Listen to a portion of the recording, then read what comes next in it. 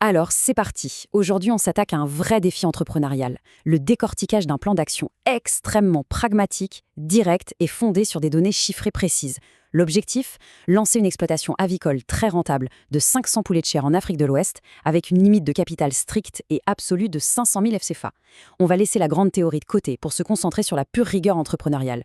On va voir exactement comment cet investissement millimétré peut se transformer en une véritable machine à cash en seulement 42 jours. Pour ceux qui aiment voir comment une stratégie solide prend vie sur le terrain, cette analyse va être absolument passionnante. Au programme de cette analyse, un coup d'œil sur la répartition du budget initial, les règles de construction, la gestion du cycle de vie, la fameuse rentabilité et bien sûr, les pièges courants à éviter. On y va! Première étape, la répartition du budget initial. Voyons comment allouer efficacement ces 500 000 FCA.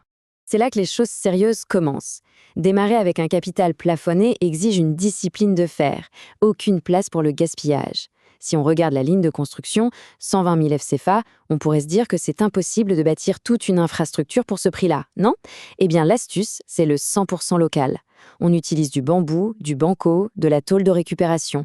Le but n'est pas de construire un palace, mais un abri ultra efficace.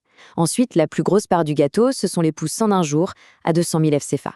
Le reste couvre minutieusement l'alimentation de démarrage, les vaccins essentiels, le petit équipement et, si on regarde tout en bas, ce fameux matelas de 40 000 FCFA pour les urgences. Un point critique à ne jamais omettre. On arrive pile à 500 000. Pas un franc de plus. Deuxième partie, les règles de construction. Comment bâtir une bonne infrastructure pour nos 500 sujets? Il faut bien retenir ce chiffre, 50 mètres carrés. C'est littéralement la règle d'or, la base mathématique incontournable en aviculture. On doit maintenir une densité hyper stricte de 10 oiseaux par mètre carré. Donc, pour loger nos 500 poussins, ça donne exactement 50 mètres carrés. C'est la taille parfaite pour qu'ils soient à l'aise. Un bon vieux rectangle de 10 mètres sur 5, par exemple, et le tour est joué. Mais attention, on ne construit pas au hasard. Il y a 4 règles vitales pour contrôler l'environnement. D'abord, l'orientation doit être est-ouest. C'est super important pour éviter que le soleil direct de l'après-midi ne transforme le bâtiment en fournaise, car les oiseaux détestent la grosse chaleur. Ensuite, il faut que l'air circule naturellement, d'où ce plafond d'au moins 2,50 m. Pour le sol, on oublie le béton froid, on isole avec une belle épaisseur de 5 à 8 cm de copeaux de bois pour bien gérer l'humidité.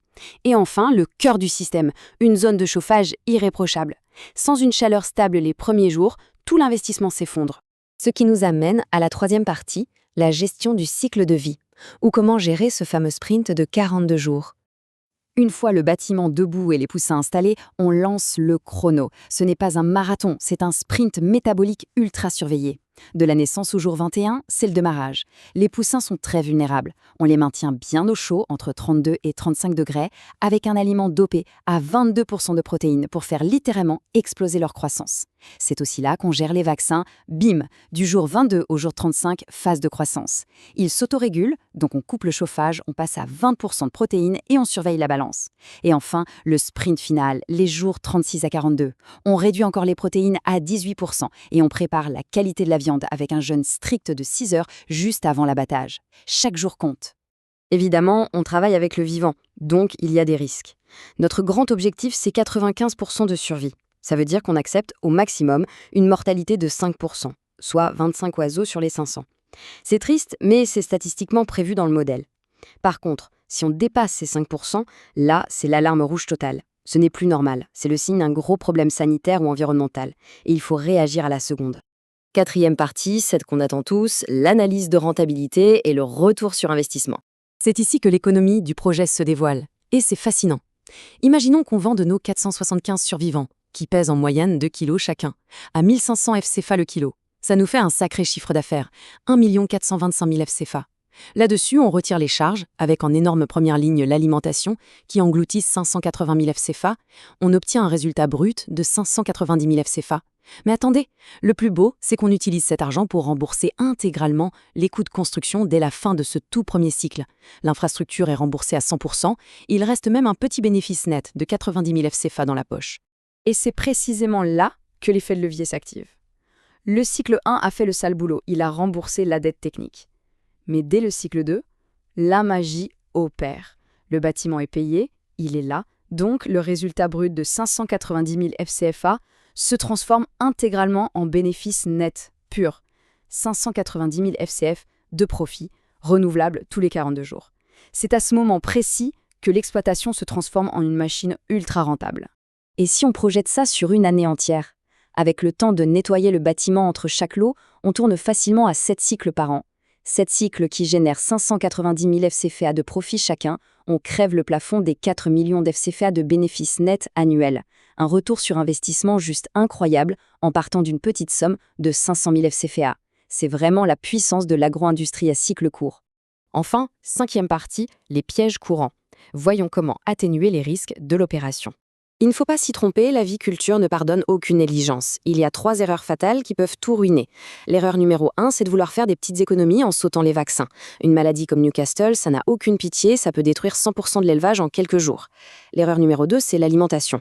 Acheter un aliment de mauvaise qualité pour payer moins cher, c'est se tirer une balle dans le pied. Ça rallonge le cycle de croissance et ça bouffe littéralement les marges.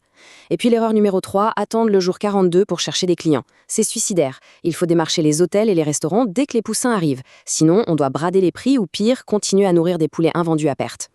Tout cela se résume parfaitement dans cette phrase « L'aviculture n'est pas de la magie, elle exige rigueur, régularité et patience.